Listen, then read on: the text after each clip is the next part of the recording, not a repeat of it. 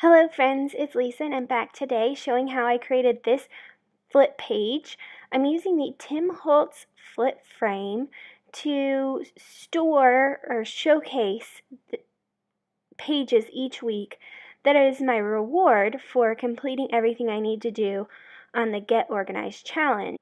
But with a few simple changes, you could make this into a really pretty gift card. So first I'm taking this cut file that I found on Cricut. I have the Cricut Access, so I'm able to go in and use a bunch of their cut files for, I think I pay $4 or $5 a month. It's really nice because you don't have to buy a whole bunch of cartridges because they're all on there. I totally would recommend it if you are like me and cut a lot of different things.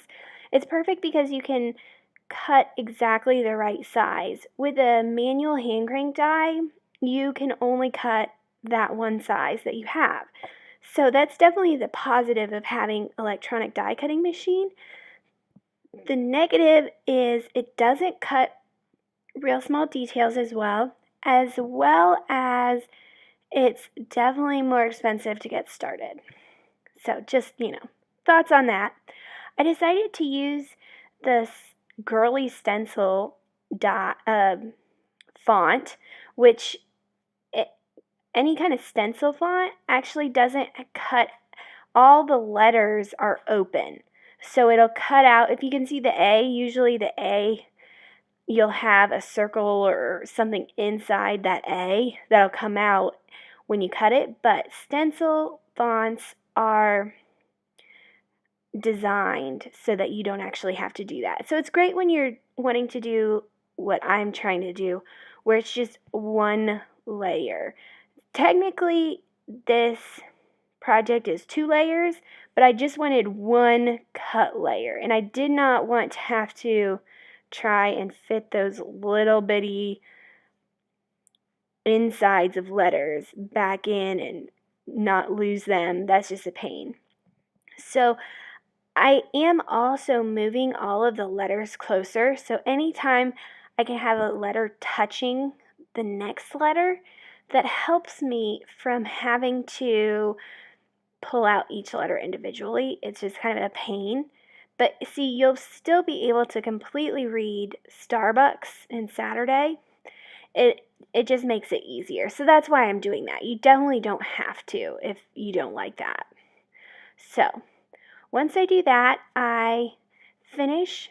I cut some time out there where I was trying to figure out how I wanted to fit that Saturday at Starbucks. I thought I was going to put it on the green part of the cup, which is supposed to look like the handle that keeps you from burning your hand, but it looked a little kitschy. So I figured instead what I would do is kind of create just the one layer effect, and I added in a cut file of the flip page. So if you're making a card, you'd put the card size that you want it on.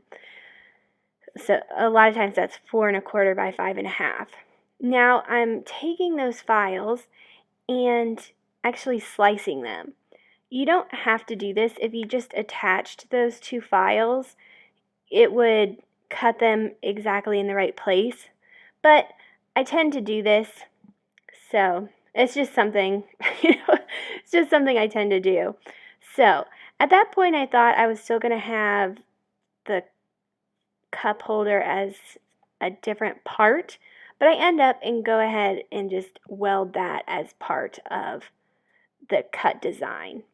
So as soon as I cut that, all I have to do is weed those extra pieces and create the background. And then you'll see at the very end, I just stick that on top of the background I create. It's very simple to do. Here you'll see I'm drawing and cutting anything I need on top of that. I don't think I showed you, but I put one success on. I drew it on with my pen through using the Cricut because I didn't want my own handwriting on there. But I do that, and it shows me for week 1. When I complete that, I'm able to go to Starbucks and have a drink and just relax. So I actually did that already today and I had a lot of fun. It was a little bit loud, so I didn't get to enjoy it quite as much as I wanted, but what can you do? I might just go get a Starbucks and bring it home next time. Here I'm picking out the colors for the background. I was thinking that browns would be really fun. So I kind of brought out my inner Tim Holtz and did a very distressed, splatter, fun technique. I'm also documenting all the colors that I used because then next time I'm like, I need some browns. Which ones will go together? I can pull this out and be like, these go together really well. So what I just put down was antique linen distress ink. I'll also use walnut stain distress ink, vintage photo distress oxide, and sepia archival ink. Oh, no, I don't actually end up using the sepia archival ink. No, I do. I'm sorry.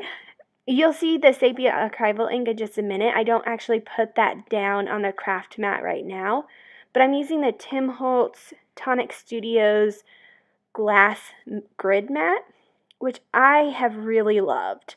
It's so easy to clean.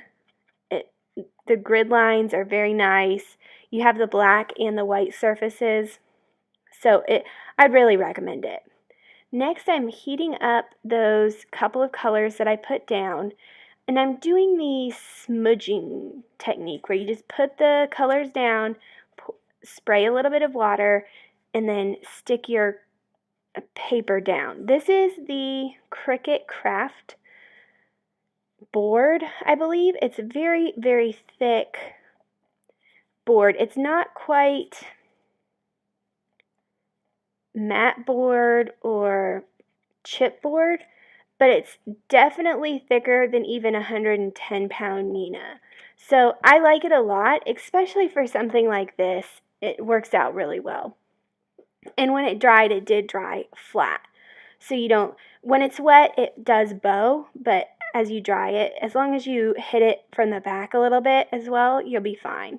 So I just dipped my paper in there a couple times. The first time you put it down, I tend to let it soak up quite a bit, so I have to hit it with the heat tool the first time, but then you're fine. You just dip it a couple more times and you're good. I do use the Master Touch Fine Art Studio Ultra Fine Mist Sprayer. That is my all-time favorite mist sprayer. I have the Tim Holtz sprayer, which is nice, but it doesn't spray as fine of a mist. So I would really suggest the Master's Touch. The only place I found it is at Hobby Lobby, but just check that out if you're interested in a really good mister. Next, I'm going to take that sepia archival ink. It only comes in this mini ink pad, but I don't use the archival inks enough to have a full line of the full ink pads, but I do like all the different colors. So I have the full line of the mini inks, which is perfect. Now I'm using this Tim Holtz Ledger stamp, and I really like it because the words, you can definitely tell it's writing, but you're not reading the words on the background. Sometimes when you get a background stamp that's all words, you read it instead of just it being part of the background. Additionally, it does definitely lend itself really well to a more distressed look, which is definitely what I was going for here. I was going for coffee stains, happiness, so it came out really well. Next, I'm using the Fine Tech Pearl Gold color, which is definitely my favorite of these Fine Tech colors that I have, which I just have this one set of colors. So Fine Tech, from my understanding, is the American company that distributes the Coolio, some kind of name like that, that is a European company. The European company has 200 different really pretty colors. The Fine Tech ones only come in sets of 6 or 12, and there's only, to my understanding, there's only about 36 colors that you can get, but you can buy from the Coolio company and have it sent here. So if I get really adventurous, I'll try that and let you know how it goes. Next, I'm taking some of that walnut stain and just putting it on the left edge. That's where the Saturday at Starbucks is going to be, and so I really wanted that pretty dark so that the die cut area would stand out. Now I'm using this Big Burst stencil from Joggles, and I'm going to put Steampunk Copper paint through it. Real quick about the stencil. I really like this stencil. I have trouble finding it. I've had trouble finding it to link it for you guys. So I went ahead. Tim Holtz is coming out with a stencil just like this. It's just half of one of those. It looks a little bit more like the other Ray stencil part of this, but it would work just as perfectly, especially since this is a very loosey-goosey. So if you can definitely go for any stencils you already have, but if you're interested in a stencil like this, I definitely suggest that one. So easy peasy. For this, if you're actually using paint through a stencil like this, you have to know it's not going to come out perfectly, which was fine for me. If you did want it to come out perfect without any of the ink smooshing under it, like I have there, you could actually mix it with some mixed media gel, and you wouldn't have that issue near as much. When you overwork it, you might have some, but the paint is just a lot more liquid than the gel, and that's why it seeps under there. But when you just mix some of the paint into the gel, you don't have that problem, but you do get all the sparkle and shine. I just didn't want to have to fiddle with that. And I am going for the distressed kind of crazy look. Here I am weeding this easy as easy pie. You will see, and I didn't capture this on the video, but I took some Nina 80-pound paper, white paper, and put it through my Xyron sticker maker machine. I have the full size, which I put this piece of paper through, as well as I also have the mini size, which I love a lot as well. The sticker maker is awesome, and I think Xyron may be my favorite adhesive company. They definitely make gluing things together so easy. If you do want to use your Xyron sticker maker, I would definitely say putting the full piece of paper through the Xyron and then cutting out is going to do a lot better for you than die cutting it and then putting it through. You just won't get as many like goobers or boogers kind of the adhesive. Sometimes you get that through, especially I would have gotten it through the Saturday at Starbucks area. It's just the nature of the machine. But if you put the adhesive on first, then you don't have that problem. You may say, hey, but aren't I wasting adhesive? No, you're not wasting any more adhesive than you would if you put it through the Xyron after die cutting. You just save the extra paper that you don't cut, so you can make other stickers. Pretty easy. I tend to do this a lot.